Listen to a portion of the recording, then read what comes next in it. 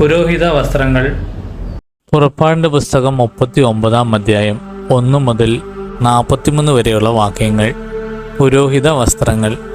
മോശയ്ക്ക് കർത്താവ് നൽകിയ കൽപ്പന അനുസരിച്ച് അവൻ വിശുദ്ധ കൂടാരത്തിലെ ശുശ്രൂഷകൾക്ക് വേണ്ടി നീലം, ധൂമ്രം, കാമുണി ചുമപ്പ് എന്നീ വർണ്ണങ്ങളിലുള്ള നൂലുകൾ ഉപയോഗിച്ച് നേർമയുള്ള വസ്ത്രങ്ങൾ നിർമ്മിച്ചു. അഹ്റോന് വേണ്ടിയുള്ള വിശുദ്ധ വസ്ത്രങ്ങളും ഉണ്ടാക്കി. സ്വർണവും നീലം, ധൂമ്രം, കടും ചുമപ്പ് എന്നീ വർണ്ണങ്ങളിലുള്ള നൂലുകളും നേർമയിൽ നെയ്തെടുത്ത ചണത്തുണികളും ഉപയോഗിച്ച് അവർ ഏഫോദ് ഉണ്ടാക്കി. അവർ സ്വർണം തല്ലിപ്പരത്തി നേരിയ നൂലുകളായി വെട്ടിയെടുത്ത് നീലം, ധൂമ്രം, കടും ചുമപ്പ് എന്നീ വർണ്ണങ്ങളിലുള്ള നൂലുകളിലും നേർമയിൽ നെയ്തെടുത്ത ചണത്തുണികളിലും വിദഗ്ധമായി ഇണക്കി ചേർത്തു. ഏഫോദിന് തോൾവാറുകളുണ്ടാക്കി അതിൻ്റെ 2 അറ്റങ്ങളിലും യോജിപ്പിച്ചു. ഏഫോദിനെ ചുറ്റിയിരുന്ന പട്ട ഏഫോദ് പോലെ തന്നെ സ്വർണവും നീലം, ധൂമ്രം, കടും ചുമപ്പ് എന്നീ വർണ്ണങ്ങളിലുള്ള നൂലുകളും നേർമയിൽ നെയ്തെടുത്ത ചണത്തുണികളും ചേർത്ത് കർത്താവ് മോശയോട് കൽപ്പിച്ച പ്രകാരമാണ് ഉണ്ടാക്കിയത്. ചെത്തിയൊരുക്കിയ വൈഡൂര്യ കല്ലുകളിൽ മുദ്ര പോലെ ഇസ്രായേലിൻ്റെ പുത്രന്മാരുടെ പേരുകൾ കൊത്തി. കല്ലുകൾ സ്വർണ്ണത്തകടുകളിൽ പതിച്ചു.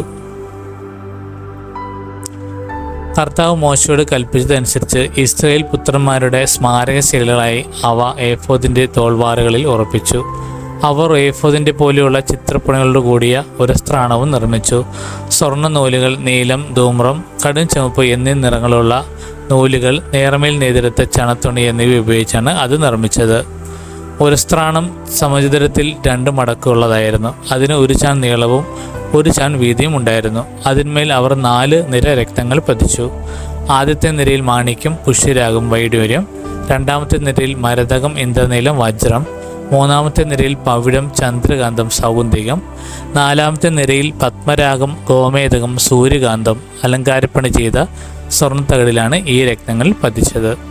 ഇസ്രായേലിൻ്റെ 12 പുത്രന്മാരുടെ പേരുകൾ അനുസരിച്ച് 12 രക്തങ്ങൾ ഉണ്ടായിരുന്നു.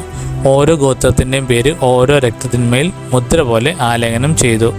അവർ ഒരു സ്ഥാനത്തിന് വേണ്ടി തനി സ്വർണം കൊണ്ട് കയറ് പോലെ പിണഞ്ഞെടുത്ത തുടലുകൾ പണിതു. 2 സ്വർണ്ണത്തകടുകളും 2 സ്വർണ്ണ വളയങ്ങളും ഉണ്ടാക്കി. വളയങ്ങൾ ഒരു സ്ഥാനത്തിൻ്റെ മുകളിലത്തെ 2 മൂലകളിൽ ഘടിപ്പിച്ചു. 2 സ്വർണ്ണത്തുടലുകൾ ഒരു സ്ഥാനത്തിൻ്റെ മൂലകളിലുള്ള വളയങ്ങളിൽ കൊളുത്തി. സ്വർണ്ണത്തുടലുകളുടെ മറ്റേ അറ്റങ്ങൾ സ്വർണ്ണത്തകടുകളിൽ ഘടിപ്പിച്ച് ഏഫോദിൻ്റെ മുൻഭാഗത്ത് അതിൻ്റെ തോൾവാറുകളിൽ ബന്ധിച്ചു. 2 സ്വർണ്ണ വളയങ്ങളുണ്ടാക്കി അവ ഒരു സ്ഥാനത്തിൻ്റെ താഴത്തെ കോണുകളിൽ അവയുടെ ഉൾഭാഗത്ത് ഏഫോദിനോട് ചേർത്ത് ബന്ധിച്ചു. 2 സ്വർണ്ണ വളയങ്ങൾ കൂടി നിർമ്മിച്ച് അവ ഏഫോദിൻ്റെ തോൾവാറുകളുടെ താഴത്തെ അറ്റങ്ങൾക്ക് മുൻഭാഗത്ത് അവയുടെ തുന്നലിനോടടുത്ത് ഏഫോദിൻ്റെ അലങ്കൃതമായ അരപ്പട്ടയ്ക്ക് മുകളിലായി ബന്ധിച്ചു.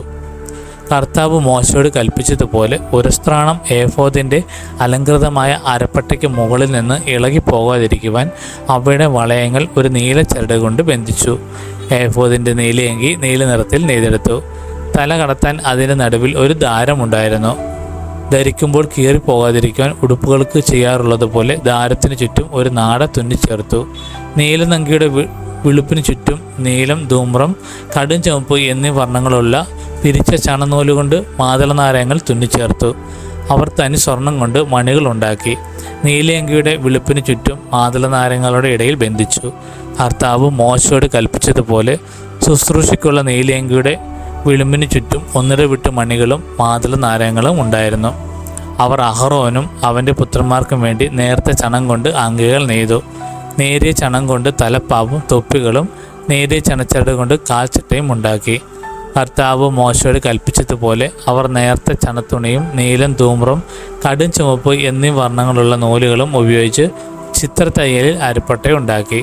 വിശുദ്ധ കിരീടത്തിൻ്റെ തകിട് അവർ തനി സ്വർണം കൊണ്ട് നിർമ്മിച്ച് അതിന്മേൽ ഒരു മുദ്ര എന്ന പോലെ കർത്താവിന് സമർപ്പിതൻ എന്ന് കൊത്തിവെച്ചു.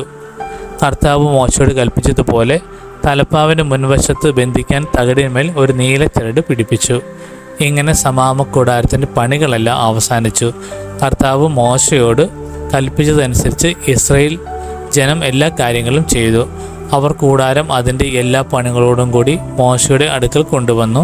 കൊളുത്തുകൾ, പലകൾ, അഴികൾ, തൂണുകൾ, പാദകൂടങ്ങൾ, ഉറക്കിട്ട മുട്ടാടിൻ തോല് കൊണ്ടുള്ള വിരി, നിലക്കരടിത്തോലുകൾ കൊണ്ടുള്ള വിരി, തിരശ്ശീല, സാക്ഷ്യപീഠം, അതിൻ്റെ തണ്ടുകൾ, കൃപാസനം, മേശ, അതിൻ്റെ ഉപകരണങ്ങൾ, തിരുസാന്നിധ്യത്തിൻ്റെ അപ്പം, തനി സ്വർണം കൊണ്ട് നിർമ്മിച്ച വിളക്കുകൾ, അതിലെ ദീപനിര, അതിൻ്റെ ഉപകരണങ്ങൾ, വിളക്കിനുള്ള എണ്ണ, സ്വർണ്ണ ബലിപീഠം, അഭിഷേക തൈലം, പരിമള ധൂപത്തിനുള്ള സുഗന്ധദ്രവ്യങ്ങൾ, കൂടാരവാതിലിൻ്റെ യവനിക, ഓടുകൊണ്ടുള്ള ബലിപീഠം, ചട്ടക്കൂട്, തണ്ടുകൾ, ഉപകരണങ്ങൾ, ശാളനപാത്രം, അതിൻ്റെ പീഠം, അങ്കണത്തിൻ്റെ മറകൾ, തൂണുകൾ, പാദകൂടങ്ങൾ, അങ്കണ കവാടത്തിൻ്റെ യവനിക, കയറുകൾ, കുറ്റികൾ, സമാമക്കൂടാരത്തിലെ ശുശ്രൂഷയ്ക്കുള്ള പാത്രങ്ങൾ, വിശുദ്ധസ്ഥലത്തെ ശുശ്രൂഷയ്ക്ക് വേണ്ട വിശുദ്ധ വസ്ത്രങ്ങൾ, പുരോഹിതനെ അഹറോൻ്റെ വിശുദ്ധ വസ്ത്രങ്ങൾ, അവൻ്റെ പുത്രന്മാർ പുരോഹിത ശുശ്രൂഷയ്ക്ക് അണിയേണ്ട വസ്ത്രങ്ങൾ.